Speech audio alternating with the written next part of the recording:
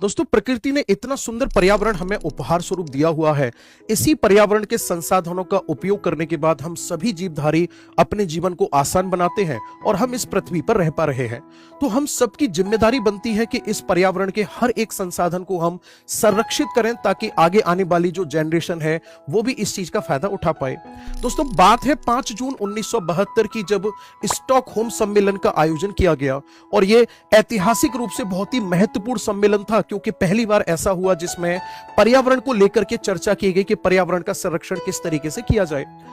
इस सम्मेलन में निर्णय लिया गया कि हम पर्यावरण से संबंधित कार्यक्रमों का संचालन करने के लिए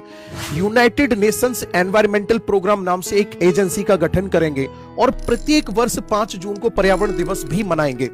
1972 में निर्णय लेने के बाद पहला पर्यावरण दिवस जो था वो 5 जून 1973 को मनाया गया और तब से लेकर आज तक हर साल हम 5 जून को सेलिब्रेट करते हैं पर्यावरण दिवस के रूप में। दोस्तों, 2026 का जो हमारा पर्यावरण दिवस है, इसकी थीम है नाउ फॉर क्लाइमेट, यानी कि अब जलवायु के लिए हमें पूरी तरह से अपना कर्तव्य निभाना पड़ेगा।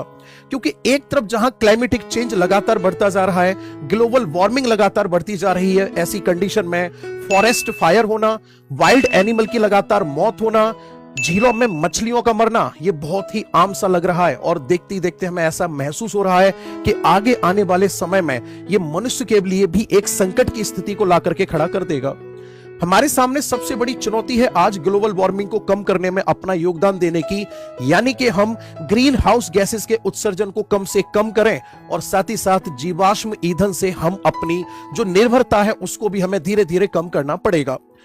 दोस्तों, अगर हम बात करेंगे पर्यावरण से संबंधित हम प्रावधानों की अगर बात करेंगे तो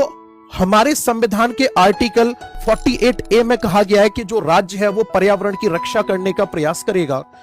वहीं हमारे संविधान के आर्टिकल 51A(G) में कहा गया है कि प्रत्येक नागरिक का यह कर्तव्य है कि वो नदी, झील, वनों का संरक्षण करेगा और हर एक संभव प्रयास करेगा। आर्टिकल 253 में यह प्रावधान है कि हमारी संसद अंतर्राष्ट्रीय सम्मेलनों में लिए गए निर्णयों के आधार पर कानून बना सकती है और इसी के आधार पर 1986 में पर्यावरण संरक्षण अधिनियम लाया गया था। दोस्तों, अब आप मेरे को कमेंट सेक्शन में बताओगे कि अर्थ डे कब सेलिब्रेट किया जाता है।